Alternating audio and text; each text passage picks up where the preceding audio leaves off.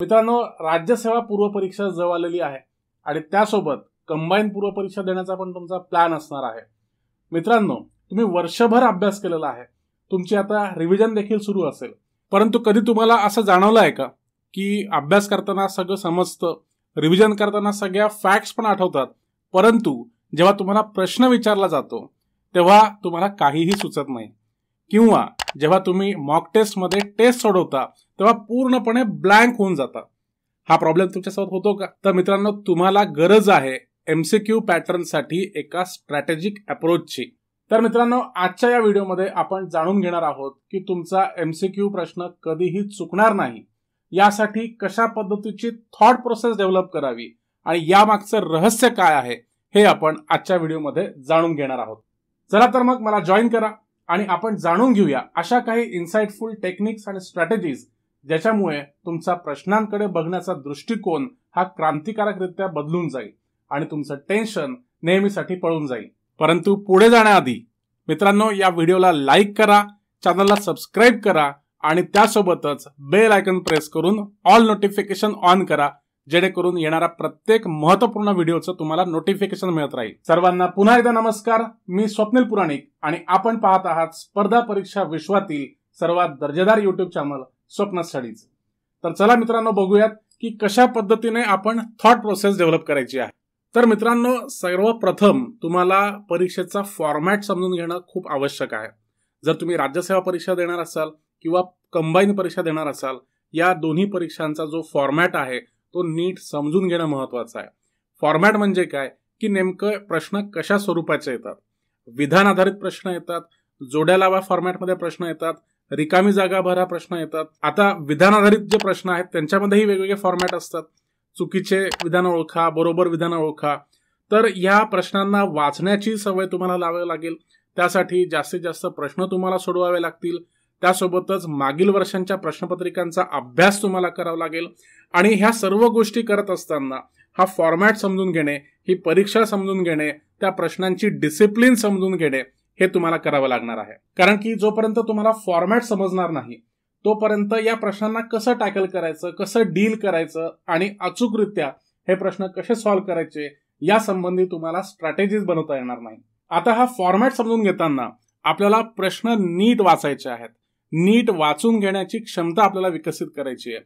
नेमकं कोणत्या भाषेमध्ये प्रश्न मांडलेला आहे, त्या प्रश्नामधले कीवर्ड्स कोणत्या आहेत, कळीचे शब्द कोणते आहेत, कोणती वाक्यतामध्ये वापरलेली आहेत, हे काळजीपूर्वक जाणून घेणे, अशा पद्धतीची सवय तुम्हाला डेव्हलप करणं आवश्यक आहे मित्रांनो. कारण की जोपर्यंत तुम्हाला प्रश्नात नेमकं काय विचारलेलं आहे हे समजणार नाही तोपर्यंत तो प्रश्न कसा टॅकल करावा, कशा पद्धतीने त्या उत्तरापर्यंत पोहोचावं हे तुम्हाला कळणार नाही. मित्रांनो, जसं मी तुम्हाला सांगतोय की तुम्हाला प्रश्न नीट वाचायचा आहे, नीट समजून घ्यायचा आहे, तर हे कसं करायचं आहे, तर या प्रश्नामधल्या ज्या महत्वाच्या बाबी आहेत, महत्वाचे मुद्दे आहेत, हे आपल्याला समजून घ्यायचे आहेत. महत्वाचे शब्द कोणते वापरले आहेत ते आपल्याला अधोरेखित करायचे आहेत. जसं की तुम्ही स्क्रीनवर बघू शकतात की प्रश्नात नेमके काय विचारलेले आहे हे आपल्याला लक्षात घ्यायचं आहे. त्यासोबतच महत्वाचे शब्द लक्षात घ्यायचे आहेत. उदाहरणार्थ आणि, किंवा, सर्व, नेहमीच, कधी कधी, काही, संपूर्ण, जागतिक, शक्य, अशक्य असे जे कळीचे शब्द आहेत हे तुमच्या अंडरस्टँडिंगमध्ये तुम्हाला हेल्प करणार आहे. या शब्दातून तुम्हाला इंडिकेशन मिळणार आहे की कशा पद्धतीने तुम्हाला समोरचा प्रश्न टॅकल करायचा आहे. आता हे करत असताना पुढे बघा काय विचारलेलं आहे हे समजून घेणं खूप महत्वाचं आहे. चुकीचे विधान ओळखा, बरोबर विधान ओळखा, अशा पद्धतीचे प्रश्न तुम्हाला सगळ्यांना माहिती आहेत, हे कॉमनली माहिती आहेत. परंतु त्यासोबतच चूक नसलेले विधान ओळखा असं पण विचारलं जातं. आता याचा अर्थ काय, तर बरोबर विधान ओळखा असं असतं. अचूक नसलेले विधान ओळखा म्हणजे काय, तर चुकीचे विधान तुम्हाला विचारलेलं आहे. आता अचूक नसलेले विधान ओळखा या पद्धतीचे प्रश्न जर तुम्हाला विचारले जातात तर यासाठी काय टेक्निक आहे, तर अचूक मधलं अ खोडून टाकायचं आणि नसलेले हा पूर्ण शब्द खोडून टाकायचा. तर हे खोडल्यानंतर काय उरतं, तर चूक विधान ओळखा अशा पद्धतीचा शब्द तयार होतो. त्यामुळे आपण समजून घ्यायचं की चुकीचे विधान ओळखा अशा पद्धतीचा हा प्रश्न आहे. आणि बऱ्याच वेळेला ऑप्शन्समध्ये वरील पैकी काही नाही, जे डी ऑप्शन असतं, जे चौथं ऑप्शन असतं त्यामध्ये वरील पैकी काही नाही असं म्हटलेलं असतं. तर याच्यामध्ये कन्फ्युजन होण्याची शक्यता आहे. वरील पैकी काही नाही याचे दोन अर्थ होतात मित्रांनो. जे वरीलपैकी विधानं आहेत, जे 4 विधानं किंवा 5 विधानं तुम्हाला दिले आहेत त्यांच्यापैकी नाही का वरचे जे 3 ऑप्शन्स आहेत त्यांच्यापैकी नाही, हे लक्षात घेणं अत्यंत महत्वाचं आहे. हे तुमच्यासाठी ट्रॅप्स रचलेले असतात. हे प्रश्नपत्रिकेतले ट्रॅप्स समजून घेणं आणि त्या पद्धतीने प्रश्नांना टॅकल करणं हे अत्यंत महत्वाचं आहे तर मित्रांनो, आता यापुढे प्रश्न सोडत असताना तुम्ही बऱ्याच वेळेला ऐकलं असेल की आपल्याला एलिमिनेशन टेक्निक वापरायची आहे. तर एलिमिनेशन टेक्निक वापरत असताना सगळ्यात बेसिक रूल असा आहे की जेव्हा तुम्ही प्रश्न वाचता आणि जेव्हा तुम्ही ऑप्शन्स वाचता त्यामध्ये तुम्हाला 4 ऑप्शन्स पैकी 2 ऑप्शन्स किंवा 4 विधानांपैकी 1 ते 2 विधानं अशा दिसतात की जे ऑब्व्हियसली चूक आहेत. ते विधानं किंवा ते ऑप्शन पाहिल्या तुम्हाला कळतं की हे चुकीचं आहे. मग अशा पद्धतीने तुम्हाला जर विधानं दिली असतील तर अगदी पाहता क्षणी चुकीचे भासणारे जे विधानं आहेत हे तुम्हाला त्यातून डिलीट करायचे आहेत, की जे चुकीचे आहेत ते ओळखायचे आहेत, तिथे चूक असं तुम्हाला लिहायचं आहे. त्यासोबतच जेव्हा तुम्ही ऑप्शन्स बघता तेव्हा ऑप्शन्स वाचत असताना तुम्हाला हे बघायचं आहे की प्रश्नामध्ये जी माहिती दिलेली आहे त्याच्याशी अप्रासंगिक किंवा विरोधाभासी असणारे ऑप्शन्स कोणते आहेत हे ओळखून त्यांना तुम्हाला टिकमार्क करायचं आहे.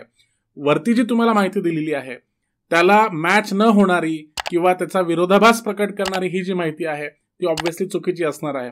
त्यामुळे चुकीची विधानं ओळखा. अशा पद्धतीचे प्रश्न सॉल्व्ह करताना तुम्हाला भरपूर मदत होणार आहे मित्रांनो, यापुढे सर्वात महत्वाची टेक्निक ती म्हणजे डिडक्शन टेक्निक तुम्हाला वापरायची आहे. आता या डिडक्शन टेक्निकमध्ये आपण काय करत असतो, आपण प्रश्न वाचतो, प्रश्नात दिलेली माहिती वाचतो आणि ऑप्शन्स वाचतो. आणि हे करत असताना आपण त्या विषयाबद्दल काय वाचलेलं आहे, आपलं जे ज्ञान आहे, आपलं जे नॉलेज आहे त्याच्याशी आपण ती जी माहिती आहे ती पडताळतो. आपलं जे नॉलेज आहे, आपली जी इन्फॉर्मेशन आहे, आपल्या डोक्यामध्ये ज्या फॅक्ट्स आहेत त्याच्याशी सुसंगत माहिती आपल्याला प्रश्नामध्ये शोधायची आहे. आणि जर ती माहिती, दिलेली माहिती जर आपल्या नॉलेजशी, आपण जे वाचलं त्याच्याशी सुसंगत वाटत नसेल तर ती माहिती चुकीची समजायची, ते विधान चुकीचं समजायचं किंवा ते ऑप्शन चुकीचं समजायचं आणि त्याच्यासमोर चूक लिहून टाकायचं. अशा पद्धतीने जेव्हा आपण डिडक्शन टेक्निक लावू तर आपल्याला चुकीची विधानं कोणती, बरोबर विधानं कोणती हे ओळखता येणार आहे. आता मित्रांनो, हे सगळं करत असताना आपल्याला टाइम मॅनेजमेंटचं पण भान ठेवायचं आहे. टाइम मॅनेजमेंट याच्यासाठी कारण की आपल्याला ठराविक वेळेत हे प्रश्न सॉल्व्ह करायचे आहेत. राज्यसेवा पूर्व परीक्षेमध्ये तुम्हाला 2 तासात 100 प्रश्न सॉल्व्ह करायचे आहेत, परंतु कंबाईन पूर्व परीक्षेमध्ये 1 तासात 100 प्रश्न सॉल्व्ह करायचे आहेत. म्हणजे आपल्याला वेळेची मर्यादा पाळणं अत्यंत गरजेचं आहे. आपण वाटेल तेवढा वेळ याच्यात नाही घेऊ शकत. म्हणून काय करायचं, एक तुम्ही वेळ ठरवून घ्या आणि प्रत्येक प्रश्नाला फक्त ठराविक वेळ द्या. मी तुम्हाला एका व्हिडिओमध्ये हे सगळं कॅल्क्युलेशन समजून सांगितलेलं आहे की राज्यसेवा पूर्व परीक्षेमध्ये एक प्रश्न सोडवायला तुम्हाला फक्त 72 सेकंद मिळतात आणि कंबाईन पूर्व परीक्षेमध्ये एक प्रश्न सॉल्व्ह करायला फक्त तुम्हाला 30 सेकंद मिळतात. तर अशा पद्धतीने तुम्ही हे सेकंद ठरवून घ्या आणि ठराविक सेकंद एका प्रश्नासाठी द्या. आणि जर तो प्रश्न जास्त वेळ घेत असेल तर त्या प्रश्नावर जास्त थांबू नका, पुढे चला. पुढचे जे काही प्रश्न आहेत ते सोडवायला तुम्हाला वेळ द्यायचा आहे. कारण की तुम्ही एकाच प्रश्नावर जास्त टिकून राहिलात तर कदाचित तुमचा पेपर पूर्ण होणार नाही. त्यामुळे टाइम मॅनेजमेंट अत्यंत महत्वाचं आहे. जर परीक्षेतल्या टाइम मॅनेजमेंट बद्दल जर तुम्हाला माहिती पाहिजे असेल तर त्या व्हिडिओची लिंक मी तुम्हाला डिस्क्रिप्शनमध्ये देईल किंवा इथे कुठेतरी तुम्हाला त्या टाइम मॅनेजमेंटचे व्हिडिओ दिसतील. राज्यसेवाचं टाइम मॅनेजमेंट आणि कंबाईन पूर्व परीक्षेचं टाइम मॅनेजमेंट या दोन्ही टॉपिक्सवर मी व्हिडिओ बनवलेले आहेत, ते तुम्ही जरूर बघा. मग मित्रांनो, आता आपण प्रश्न वाचलेला आहे, प्रश्नातली माहिती समजून घेतलेली आहे आणि आपण चुकीचं विधानं ओळखलेले आहेत, बरोबर विधानं ओळखले आहेत. आता इथून पुढची टेक्निक काय आहे तर आपल्याला योग्य उत्तरापर्यंत पोहोचायचं आहे. जे 4 ऑप्शन्स दिलेले आहेत त्यापैकी करेक्ट ऑप्शन कुठलं, या करेक्ट ऑप्शन पर्यंत आपल्याला पोहोचायचं आहे. तर याच्यामध्ये एलिमिनेशन मेथड वापरून, डिडक्शन मेथड वापरून आपण करेक्ट ऑप्शन पर्यंत पोहोचू शकतो. परंतु मार्किंग करण्याच्या अगोदर एकदा पुन्हा सगळ्या गोष्टी तपासून बघायच्या आहेत. लॉजिकली त्या गोष्टी बरोबर आहेत का ते बघायचं आहे. त्याच्यानंतर जे आपलं योग्य उत्तर आहे, करेक्ट उत्तर आहे, त्याच्यावर तुम्ही टिकमार्क करायचं आहे प्रश्नपत्रिकेवर आणि तेच ऑप्शन आपण आन्सर शीटमध्ये मार्क करतोय की नाही हे एन्श्योर करायचं आहे. कारण की बऱ्याच वेळेला काय होतं की आपण उत्तर शोधताना आपण ऑप्शन बी निवडतो, परंतु तिकडे मार्किंग करताना, बबल करताना आपण चुकीने सी किंवा डी करून टाकतो किंवा याच्यामध्ये कन्फ्युजन होतं. जेव्हा आपल्याला विचारलेलं असतं की चुकीचे विधान ओळखा, आपण चुकीचे विधान ओळखतो आणि ऑप्शन निवडताना आपण चूक करतो. नेमके जे बरोबर विधान आहेत तेच आपण तिथे निवडतो आणि तेच आपण आन्सर शीटमध्ये मार्क करतो. अशा पद्धतीच्या चुका टाळण्यासाठी एकदा रिव्ह्यू करून घ्या. प्रत्येक प्रश्न मार्क करण्या अगोदर रिव्ह्यू करणं अत्यंत महत्वाचं आहे. आणि या सर्व टेक्निक्स मध्ये तुम्हाला पारंगत होण्यासाठी, यांची सवय होण्यासाठी सगळ्यात महत्वाचं आहे ते म्हणजे याची प्रॅक्टिस करत राहणं. जास्तीत जास्त प्रॅक्टिस, जास्तीत जास्त प्रश्न सोडवणं, जास्तीत जास्त टेस्ट सोडवणं आणि याच्या माध्यमातून ह्या ज्या टेक्निक्स मी तुम्हाला सांगतो आहे त्याचा सराव करत राहणं, जेणेकरून होणाऱ्या ज्या चुका आहेत, ज्या सिली मिस्टेक्स आहेत त्या तुमच्या होणार नाहीत. आता बरेच विद्यार्थी मला विचारतात की सर आमच्या सिली मिस्टेक्स खूप होत आहेत. सिली मिस्टेक्ससाठी काय पर्याय आहे, काय उपाय आहे? तर सगळ्यात महत्वाचा उपाय म्हणजे तुम्हाला शांत राहायचं आहे, फोकस्ड राहायचं आहे, तुम्हाला कॉन्सन्ट्रेट करायचं आहे. कुठेही पळून जात नाहीये, प्रश्नपत्रिका पळून जात नाहीये, उत्तरपत्रिका पळून जात नाही, तुम्हाला कसल्याच प्रकारची घाई नाहीये. थोडंसं ब्रीदिंग एक्सरसाइज करून, थोडंसं रोज मेडिटेशन करून शांत राहण्याची, फोकस राहण्याची कला तुम्हाला अवगत करावी लागेल. आणि हे करत असताना जेव्हा तुम्ही प्रश्नपत्रिका सोडवायला बसता आहात तेव्हा तुमचं डोकं एकदम फोकस्ड पाहिजे आणि शांत पाहिजे. तेव्हाच तुम्हाला ह्या सगळ्या टेक्निक्स लावता येतील आणि त्याचा पुरेपूर तुम्हाला उपयोग करून घेता येईल. मित्रांनो, फोकस कसा वाढवायचा, शांत कसं राहायचं, शांत चित्ताने पेपर कसा सोडवायचा, या टॉपिकवर जर तुम्हाला व्हिडिओ पाहिजे असेल तर कृपया मला कमेंट करून सांगा. मी यावरही एक व्हिडिओ लवकरात लवकर घेऊन येईल. तर मित्रांनो, अशा प्रकारे आपण आपली थॉट प्रोसेस कशी बिल्ड करायची हे जाणून घेतलेलं आहे. तुम्हाला हा संपूर्ण व्हिडिओ कसा वाटला हे मला कमेंट करून कळवा.